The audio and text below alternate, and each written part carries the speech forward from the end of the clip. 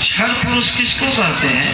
जिसको बाबा कबीर ने सरगुण कहा, उसी को भगवान कृष्ण ने अर्जुन से क्षर पुरुष कहा। क्षर मन नाशवान, क्षर पुरुष सरगुण, क्षर पुरुष सरगुण नाशवान। जिसको भगवान कृष्ण ने अक्षर पुरुष कहा, उसी को कबीर साहब ने कहा निर्गुण। अक्षर मन जिसका नाश है और जिसका नाश है। श्री सद्गुरु अक्षर। और तीसरे में कहते हैं पुरुषोत्तम। पुरुषोत्तम माने क्या हुआ? जिसको बाबा कबीर ने कहा निर्गुण सरगुण के बड़े ही है पुरुषोत्तम। वह परमात्मा का आत्मस्वरूप है, वही निज रूप है प्रभु का। सोच लीजिए। तो तुलसीदास जी महाराज को पहले सगुण दर्शन हुआ, कहाँ हुआ? सब कोई जानते हैं, आप लोग सब हुआ। कहाँ दर्शन? चित्रकूट के घाट पर बड़ी संतन की भीड़ और तुलसीदास चंदन विषय तिलक करे। तुलसीदास जी महाराज को पत्नी से बड़ा प्रेम, पत्नी के बगैर एक सेकंड रहना मुश्किल था। कथा इतना बढ़िया पहुंचते थे ना कि लोग उनको ले जाते थे वो सपना से, लेकिन पत्नी के ख्याल में वो बीचों में छोड़ के भागा। दक्षिणा भी छोड़ देते थे। जे इतना प्रेम था, रत्ना नाम था जे। तो तुलसीदास जी महाराज की पत्नी अपने भाई के साथ चली गई मायके। सब तो सबको जानते ही हैं, बड़े व्यग्र हो गए। कथा बाँच के आए थे, पत्नी चली गई। इतने विह्वल हो गए तुलसी जी, उसका वर्णन नहीं। रात में प्रस्थान चल दी। कौन महीना था? यही पानी कादो वाला महीना, सावन की कौन महीना। चले नदी पार किए बहुत विकट परिस्थिति से,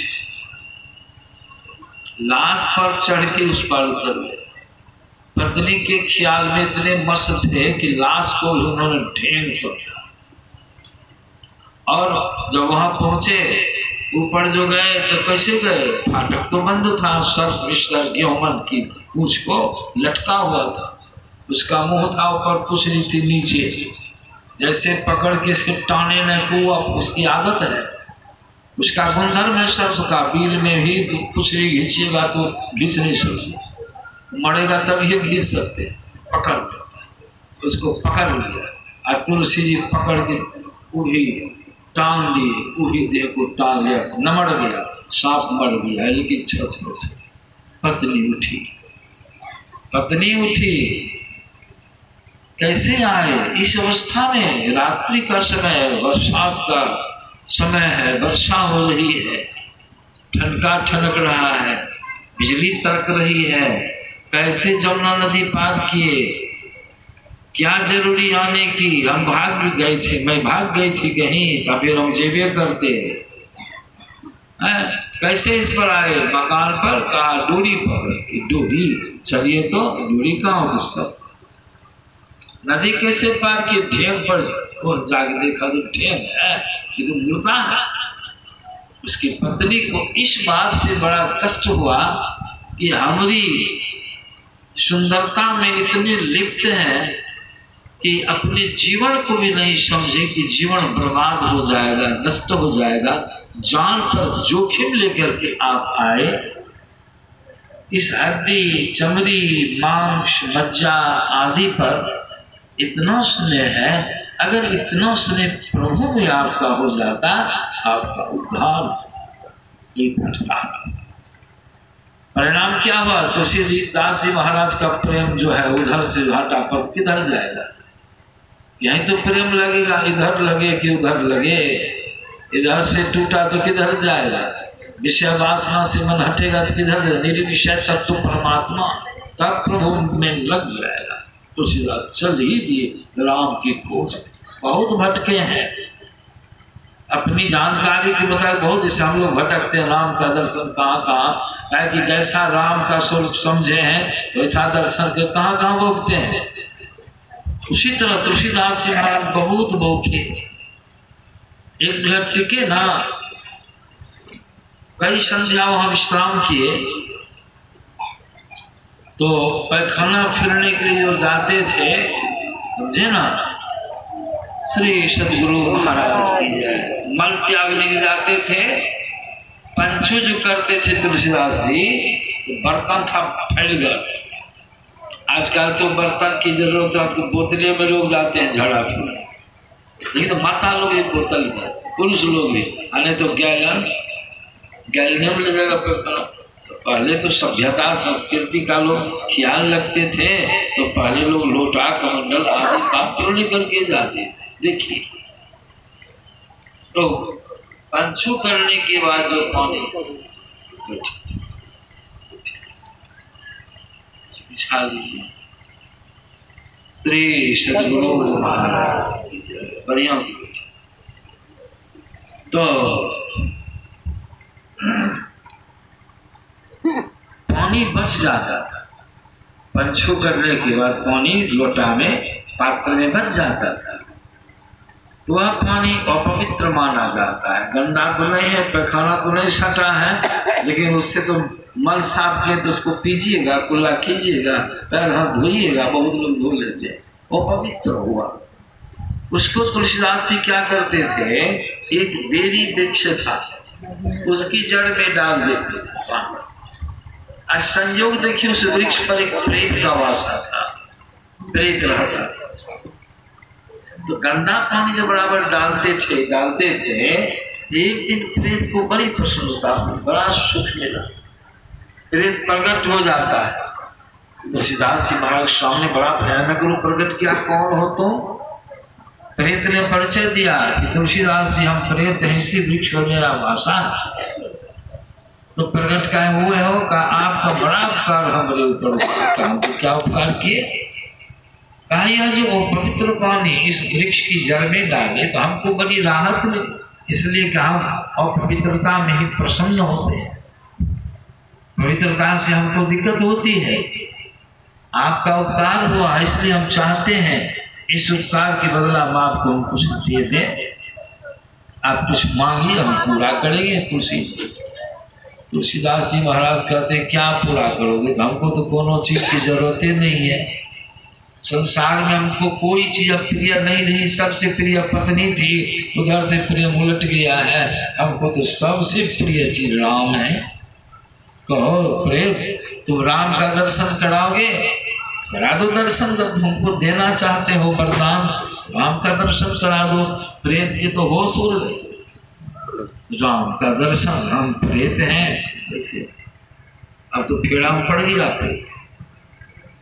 तब प्रेत ने कहा, तुलसी जी एक बात मैं कहता हूं, राम का दर्शन तो हम नहीं करा सकते, लेकिन हाँ राम दर्शन का जो है जुगाड़ हम लगा सकते हैं, जुक्ति बता सकते हैं।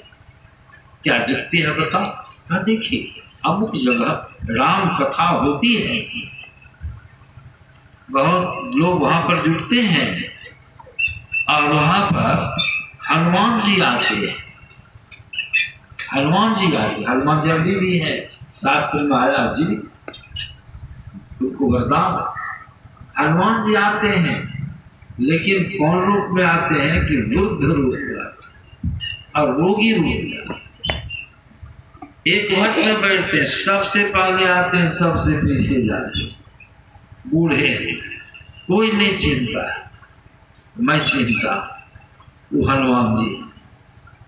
आप जानते हैं कि हनुमान जी राम के बड़े प्रिय और परम भक्त थे, राम का दर्शन चाहते हैं, उस हनुमान जी से आपका अगर प्रेम जुड़ जाएगा, हनुमान जी आपको अवश्य ही राम का दर्शन करा देंगे। बहुत प्रसन्न है, उनका कह जाओ तुम्हारा वचन पूरा हुआ, छुट्टी मिल गई प्रेत को, प्रेत चला दिया। अब देखिए तुलसीदास वहां पहुंच गए, सही वहां देखते हैं एक बूढ़ा आदमी भयानक रोग से आक्रांत है, बैठा हुआ हनुमान जी। कथा का विसर्जन होता है, सारे लोग अपने अपने घर को प्रस्थान करते। ये हनुमान जी सबसे पीछे जाते थे, सारे लोग चले गए, ये भी तुलसीदास जी बैठे हैं, उनकी प्रतीक्षा है। आप फिर तुलसीदास जी प्रस्थान कर दिए, हनुमान उनके पीछे हो। हनुमान जी प्रस्थान किए, बूढ़ा आदमी ये उनके पीछे हो गया। चल हनुमान जी लौट के, कौन हो, किधर आते हो, कैसी ऐसी बात है, आपकी शरण में मैं आ रहा हूं, मेरी शरण में। अरे हम तो बूढ़े आदमी हैं, लोग देखो कैसा घृणित है, लोग हमसे घृणा करते, हम एक घट बैठते हैं, हमारे पास आके तुमको क्या मिलेगा, कहो। मेरी शरण में तुम आके क्या करो, तुम जंगल में रहते, कोई मेरे पास आया, देख। हाँ, तुलसीदास जी कहते, महाराज मैं आपको पहचानता हूँ, आप कौन है, का कौन है ना, बोलो। आप साधारण पुरुष नहीं, साक्षात हनुमान। कहते कहते वो हाथ फैलाते रहे, रोकते रह गए, चरण मत छोड़, देखो मेरा शरीर कैसा है, मत छोड़। लेकिन तुलसीदास जी महाराज रोते बिलखते उनके चरण को हर पाँव रोने। हनुमान जी उठा के हृदय से उनकी श्रद्धा देख करके हनुमान जी अपने सही रूप में प्रकट हो गए। हनुमान जी का दर्शन हो, कितना सुंदर हुआ। और उन्होंने अपनी व्यथा हनुमान जी से सुना दिया। कहा, हनुमान जी की तुलसी सुनो, अमुक अमुक जगह का पता दिए, राम दर्शन होंगे, कथा आप लोग जानते होंगे, लेकिन वहां धोखा हो गया। भगवान राम गुजर गए लेकिन चिन्ह नहीं सके, वही तो राम थे, तुम भ्रमित हो गए। अंत में कहा, एक काम करो, बहुत अच्छा संयोग है। क्या संयोग है? तो कहा, चित्रकूट धाम पर वहां संतों की भीड़ लगेगी, बहुत संत लोग पधारेंगे, राम लक्ष्मण भी आवेंगे, तुम पहले से वहां स्नान करके वहां टिको, राम का दर्शन हो जाएगा। तुलसीदास जी महाराज आए, राम घाट पर स्नान करके चंदन घिस रहे थे, चंदन घिस रहे थे, मन में बड़ी व्याकुलता, राम के दर्शन का बड़ा ख्याल, मन बहुत व्यग्र था। चंदन तो घिसते थे लेकिन अंदर में गुनावन होता है राम का। अब देखिए, भीड़ तो लग गई, संत लोग पधार गए, और वहां संजोग देखिए, भगवान भी पधार गए, रामचंद्र जी लक्ष्मण जी के साथ। तुलसीदास जी महाराज जो चंदन घिसते थे, कहते हैं कि आप चंदन घिसते हैं भगवान राम का? हाँ, थोड़ा चंदन हमको दीजिएगा। भगवान मांग रहे चंदन, लेकिन परिचय तो है नहीं, चिन्हे तो। तुलसीदास जी कहते हैं, चंदन तो हम देंगे, लेकिन आप कुछ सूचना हमको दे सकते हैं, कोई बात बता सकते हैं? कहा, क्या बात बोलिए? सुना हूं, आज राम लक्ष्मण आए, भगवान राम, अब उनके दर्शन के लिए हम बहुत व्यग्र हैं। भीड़ में जिधर से आप आ रहे हैं, क्या उधर कोई सूचना आपको मिली है राम के लक्ष्मण के आने की? कहीं भनक है? बताइए, हमको बताइए, बहुत व्याकुल है, हमारा हृदय विदीर्ण हो रहा है। अब भगवान ही है। भगवान क्या कहते हैं, हे तुलसी, राम और लक्ष्मण का दर्शन चाहते हो? कहा, हाँ, तो सुनो, इस धरती पर, इस पृथ्वी पर जितने शुद्ध संत हैं, जितने शुद्ध संत हैं, सब राम और लक्ष्मण की मूर्ति हैं। ऐसे संत के दर्शन हो जाने पर समझ लो राम और लक्ष्मण के दर्शन। इतना कह दिए भगवान, अपना परिचय नहीं दी। अब तुलसीदास जी महाराज चंदन दे रहे हैं, चंदन दे रहे से काच करके चंदन दे रहे हैं। यह भी कहा, दोनों भाई हैं, कहा देखने में बड़े सुंदर हैं, कहा सही में सुंदर है। चंदन जो देने लगे, अब हनुमान जी गिरद में घूम रहे हैं, देख रहे हैं कि बातचीत तो हुई, चंदन तो दे रहे हैं, लेकिन परिचय पाते नहीं। ऐसा संजोग लगेगा, सामने में खड़े हैं भगवान, हनुमान जी अब तक छीन नहीं पाए, फिर हम ही को परेशान करें। अब तो हमको कुछ करना होगा। वहीं पर हनुमान जी शुक्ला का रूप धारण करके उसी वृक्ष की टहनी पर बैठ करके चोंच नीचे करके क्या करते हैं, संकेत करते हैं। चित्रकूट के घाट पर भाई संतन की भीड़ और तुलसीदास का नाम ले लिया गया। तुलसीदास चंदन घिसे तिलक कड़े, जो तिलक जो कड़े, तिलक कड़े रघुवीर, कहने भर की देर थी तुलसीदास बड़ पान निकट। देखिए दर्शन बेहोश हो जाते, प्रेम मुक्त हो। भगवान उठा के हृदय से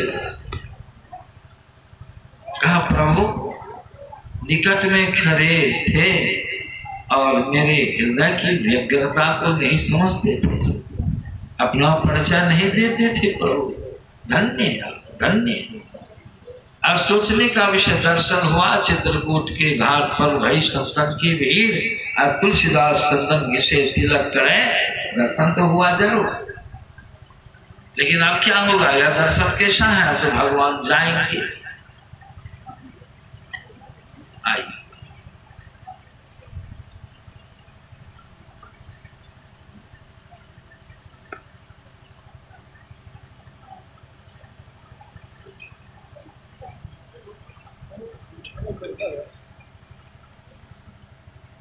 श्री सद्गुरु।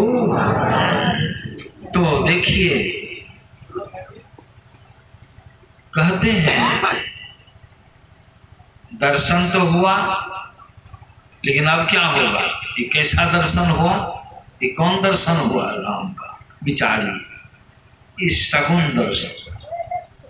कौन दर्शन हुआ, माया का दर्शन, नहीं कि राम का दर्शन, आत्म दर्शन। संतुष्ट थोड़ी देर के लिए, लेकिन पूर्ण संतुष्टि हुई उनको, तुलसीदास जी को। यही दर्शन हम लोग चाहते हैं। स्वरूप ज्ञान नहीं हुआ है, स्वरूप दर्शन नहीं हुआ, और क्या। अब तो राम जाएंगे फिर, कहे कि माया का दर्शन, आवे जाए सो माया साधो, आवे जाए सो माया। तो भगवान जाएंगे, तो जाएंगे तो कैसा होगा मन, तुलसीदास जी के मन में संतुष्टि होगी, कष्ट होगा कि नहीं, कष्ट होगा, दुख होगा। मिलन में सुख, अब ईश्वर में कैसा दर्शन हुआ ही। तुलसीदास जी महाराज बहुत अधैर्य हो जाते हैं, तब भगवान ने सांत्वना दिया उनको, ख्याल रखिए। कहा तुलसी साधना करो, मेरी भक्ति करो, ध्यान करो, अंदर में मेरा दर्शन तुमको। तो तुलसीदास जी महाराज गुरु से जुक्ति जानकर उन्होंने साधना किया, उन्होंने ध्यान किया, भगवान का संकेत मानकर उन्होंने ध्यान किया, गुरु की आज्ञा का पालन किया। परिणाम क्या हुआ, ये भी ख्याल रखिए। ये तो चित्रकूट के धाम पर दर्शन हुआ, ये सगुन दर्शन। अब फिर जब उन्होंने साधना किया तो अंदर में, शरीर के अंदर में ही उनको राम का दर्शन हुआ। वह कैसा राम, ख्याल कीजिए, यह कैसा राम, वह कैसा राम। तुलसीदास जी महाराज की अंतिम पत्रिका लिखे हैं, अंतिम रचना है विनय पत्रिका। विनय पत्रिका अंतिम रचना है। उसमें जब राम का दर्शन अंदर में हुआ, उतने संतुष्ट हो गए। देखियो क्या लिखते हैं वो पत्रिका, वो विनय पत्रिका में क्या लिखते हैं। जो पहले भटके, बाहर बाहर दर्शन के लिए व्यग्र हुए, बहुत कष्ट हो गए, सब के लिए क्या लिखते हैं, कहते हैं यही मैं हरि ज्ञान लुभायो। किनको कहते हैं, विचारी किनको कहते हैं, जो अंदर में दर्शन हुआ राम का, उनको कहते हैं। पर निर्गुण राम, आत्म राम, उनको कहते। अब संतुष्टि मिलेगी अंदर। अब खोजते थे कहाँ, बाहर में। अब बाहर का दर्शन कैसा हुआ, वह भी सब कुछ सुन लिए।